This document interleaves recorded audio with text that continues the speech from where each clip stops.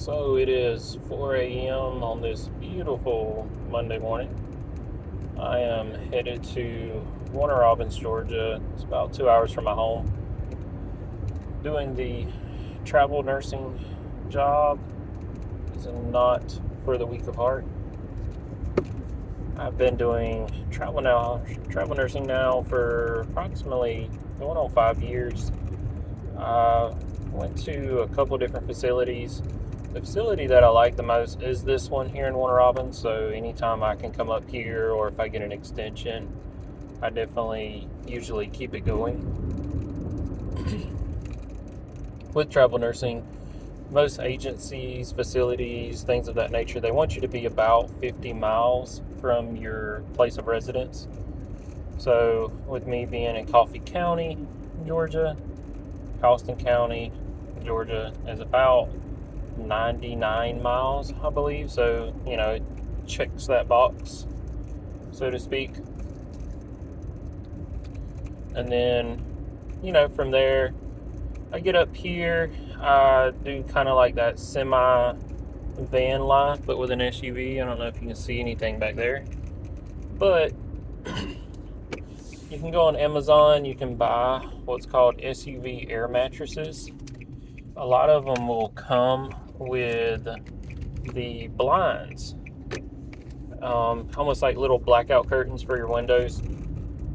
So what I do, I have the Nissan Rogue that I use to travel in. I let the seats all the way back or down, whichever way you want to word it. I take the SUV air mattress, I extend it, blow it up, throw some pillows, a comforter, and a little thin blanket because, South Georgia's hot as hell usually. And that's pretty much my setup. Obviously pack for the 3 days that I'm going to be up here in Warner Robins. The biggest thing that people ask me when they find out that I'm sleeping in my car when I'm up here traveling and things of that nature is, for one, why? And really there's only one answer to the reason why, and that's hotels are expensive. During COVID, when I was doing this travel nursing, there was a lot of money on the table. COVID contracts, it was nothing to make $4,000 a week. When the government kind of stepped back from doing all the COVID relief efforts they were doing and really just having the facilities come up with their own funding, it pretty much cut contracts in half overnight. So if you had a $4,000 contract working 36 hours a week in, let's say, Brunswick, Thomasville, Atlanta, Warner Robins, any of those locations, just overnight when the government stopped that funding, it went down to $2,000.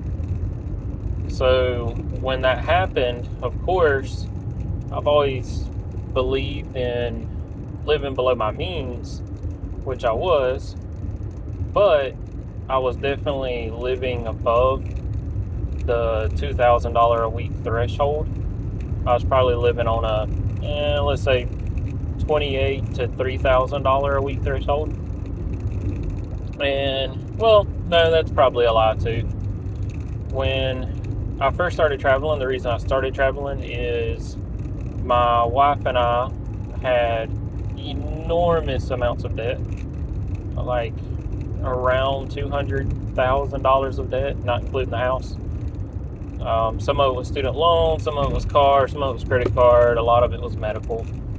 Our son, when he was born, we were in the NICU in Savannah, Georgia for a while. We had my daughter, and my mom also passed, and all in like about a 3-year span there. So a lot of medical issues, a lot of health and death and everything in the family. And I was just finishing up my bachelor's in nursing at the time, and had just got my RN degree and everything. So as a new nurse, working as just a regular bedside nurse, the money definitely was not there to pay for all that. So a lot of debt got accumulated. We were swiping credit cards for stuff. But that's a story for another time. Where I was at was the cut. So I would actually say I was probably living on about $2,200 a week. The other, $1,800, because I said $4,000 a week was about what I was making. About the other $1,800 I was just throwing at debt and doing renovations on the house that we had bought. So fast forward 4 years, which is where we're at now. Our total debt right now is right around $40,000. My little Nissan Rogue here got about $2,000 left owing on it. My wife's car got about, I think, $14,000 left owing on it. And then credit cards, 5. So that puts us at 23. And then student loans, I think we're at 18. So that puts us at 41,000 total. So 41,000 total debt. All the medical bills have been cleared away. All the credit cards cut up, paid off, everything. Admittedly, I did a lot of that through the Dave Ramsey plan and, taking advantage of the situation with what was going on with COVID and being a nurse during that time.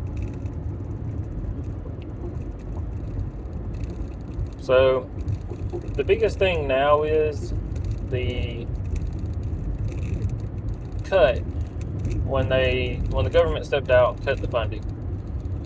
I had to figure out, how am I still going to pay all the bills, because we are a single income household. My wife is a wonderful stay-at-home mom to our 2 kids. She handles everything in that regard, and I would not have it any other way. I love the fact that she does that. We tried her working, me working, and having both of our kids, and it just wasn't a good situation for our family. We were basically kind of bouncing our kids around from me to her to aunt to grandma, grandpa, and it just wasn't a good environment for the kids. The kids were falling behind as far as their alphabet, knowing their numbers, knowing their colors. And within probably 6 to 8 months of my wife quitting her job and being a full-time stay-at-home mom, around 6 to 8 months after that, both of our kids were counting to 10, both in English and Spanish, because my wife is Mexican. So within 6 to 8 months, they're counting 1 to 10 in English and Spanish, both of them. They're knowing their colors, both in English and Spanish. And now, with fast forward to today, our kids are amazing. They pretty much know English a little bit better. I think that has to do with the school system and just being here in the United States. English is obviously the language that's spoken here more. But they do understand and speak some Spanish. And that's predominantly because my wife speaks it to them, and her family speaks Spanish predominantly also. But like I said, it worked out for our family with her being a stay-at-home mom, me doing the travel nursing.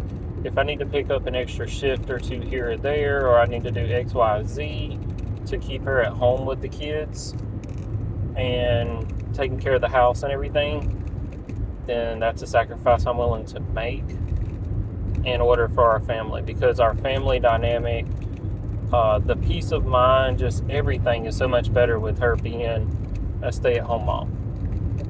The other problem with her working actually is the other solution we came up with was daycare.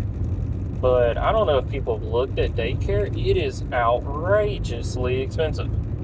So my wife is an esthetician. So she makes money working at a spa. She does facials, laser spot removals. She's certified on a bunch of things. I really don't get into a lot of her work. I support her. I know what she does. I don't know all the finite details. That's her love. She loves to do it. Admittedly, when she went to school, I got a lot of facials and stuff like that, so I do know a lot. But I don't physically do it myself, so I don't know all the finite details. But in that job market, if you're working under someone like my wife was doing, you're making kind of like either one of two ways you're getting your income. One, you're renting a room, you're buying your own supplies, and you're charging and making tips, and you're basically hoping to make a profit based off of your room rental. So, for instance, let's say you rent the room for $100 a week at a spa. That's $400 a month. And this is all hypothetical. I don't know what rentals go for because my wife was not doing this version. I just know it exists. So you're doing $100 a week for a room rental. You do 5 facials in that week. Each one of those is $100 each.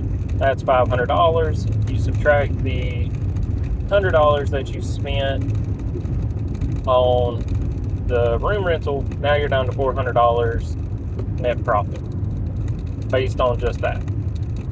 However, as I mentioned before, you also got to get your own supplies. You got to, you got the gas to drive back and forth. You got the time that you spent and everything.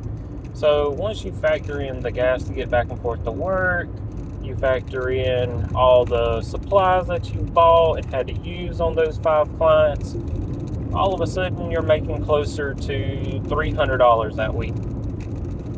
Well, and that's doing 5 facials. Obviously, hopefully you do more than that. So then the next thing, you made $300. Now you got to pay for daycare.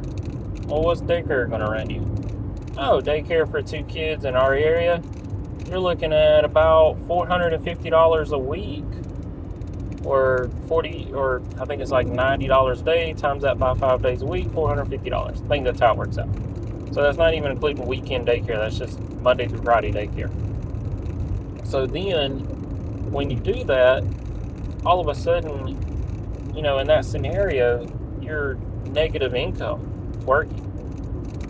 Now, obviously, my wife being Mexican, she was bringing both English and Spanish-speaking clientele in. She was making closer to probably $500-$600 a week net. She also wasn't doing room rentals. She was just working straight under somebody on a 1099 contract. Which that form, basically, you're almost like a W-2, but you're considered an independent contractor, so you're working on a 1099. So they don't offer health insurance. They don't take out taxes through the years. That's your responsibility. And realistically, what would happen is my wife would make, I don't know, let's say 10, 20 grand a year. That's probably about what she was making doing it, because she was working part-time. So 10, 20 grand a year. And then with my income, when we would file taxes, all of a sudden it's like, hey, your wife made 20 grand this year. She hasn't, no one withheld taxes. You owe the government $6,000. 30% on 20,000 is 6,000. Just kind of giving easy math numbers here. So you owe $6,000 to the government. So then that would force me, as a W-2 employee with the travel nursing, I would basically either over-deduct or just have to put money aside, knowing that, we're also going to have to pay that $6,000. So then when you extrapolate all the math, essentially $450 a week for daycare. You times that, you get $1,800 a month in daycare. Then, with me doing the travel nursing, I was also spending about, let's say, $1,200 to $1,500 in hotels, which, granted, you do get your housing stipend. That's what it's for. So, by all means, use it if you're travel nursing and want to stay in hotels and you don't feel safe in your car. So, about, like I said, about $1,800 for her, $1,200 for me. So by her being a stay-at-home mom, staying at home, taking care of the kids, not working, and we're not having to pay for daycare, we're not having to do all these things. Also, another crazy idea here is, the thing that happened is my wife actually, being a stay-at-home mom, was able to take care of the house, cook home-cooked meals, and instead of us eating out all the time and everything, and that saved us even more money there. And she started shopping smart. Instead of us just, going to Publix and buying whatever we needed, she would look for sales, maybe even a little couponing here and there. And overall, it helped with all the deductions that we would have on a monthly.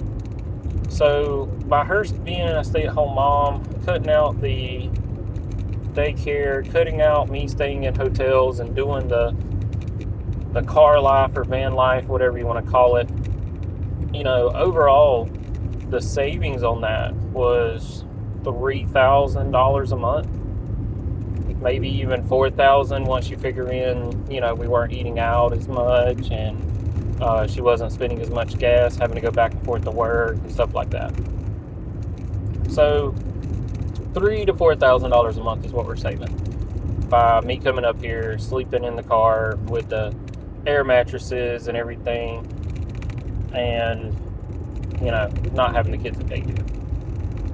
So whenever anyone asks me, like, oh, your wife doesn't work, I'm like, that woman works. Don't get me wrong. Like, I am very, very, very spoiled in that regard. Like, I work outside of the home, I pay the bills, but when I come home, I have nothing to do except enjoy my time with my family. My wife does the laundry, my wife cooks, cleans, everything. So in that regard, I'm very spoiled. Do I help her out occasionally? Yes, I'll go in there and wash some dishes occasionally. I'll help her clean the house. I also do the traditional man chores, as they say, like taking out the trash, the yard work. Every time she wants to go and buy more plants for her garden or XYZ, I'm of course doing the heavy lifting for all that stuff. Another thing, I absolutely cannot stand that she does for me a lot is shopping.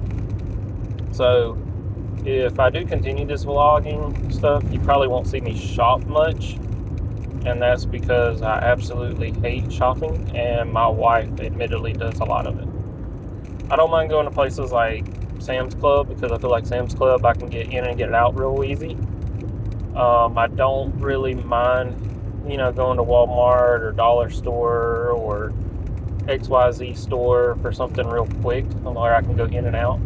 But as far as going to the mall, going to TJ Maxx, Marshalls, all that kind of shopping, I hate it.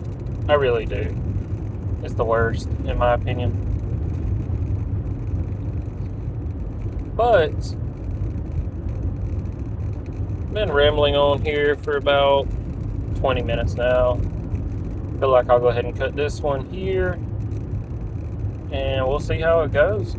Try to do some editing, maybe try to get into this a little bit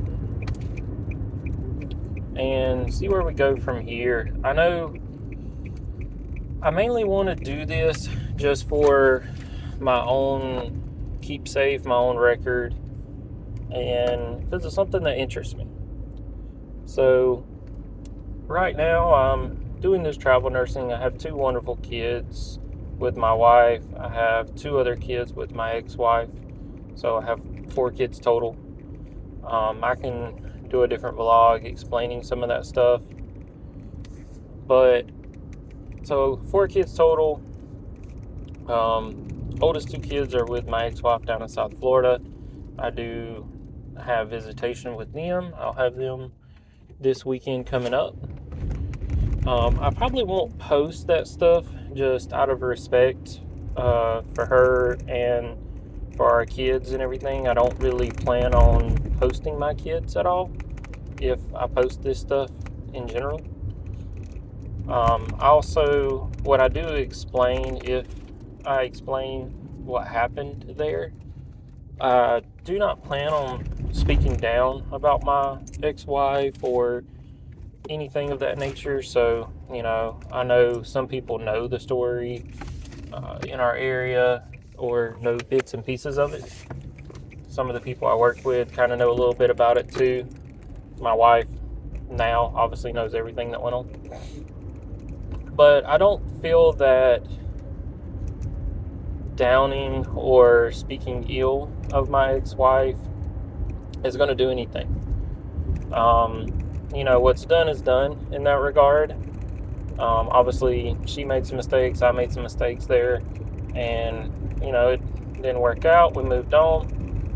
So, but we do have 2 beautiful girls together. And, to me, it feels like a disservice to them and disrespect to them mainly that I speak ill of their mother. So that's why I mainly don't do it. But like I said, been divorced, remarried. I tell everybody the second time I did it for the right reasons, and that's why it works out. And then I have my RN license. I'm a registered nurse here in Georgia. I do have the nurse compact license, so I can go to other states. I usually don't, just because I like to be in like a 2-3 hour radius of my home just in case something happens. And I am currently finishing my last year of my master's degree in family nurse practitioning. So I'll be a family nurse practitioner, hopefully. Well, I ain't gonna say hopefully. I will be a family nurse practitioner October of next year. I'll graduate from South College with the degree. From there, I'll sit for my boards. Talking to people, it seems it takes about a month, 2 months out to get all your stuff ready. So I'm hoping December I'll have the licensing and all the things I need to get to work as far as a nurse practitioner. So I may put up some stuff for that, just showing some of the things that I'm working on, kind of explain some of the concepts that I like. So with that, I'm going to cut this video short now at the basically like 24-25 minute mark. But I appreciate everybody if you're listening in. If not, whatever. But y'all have a blessed day.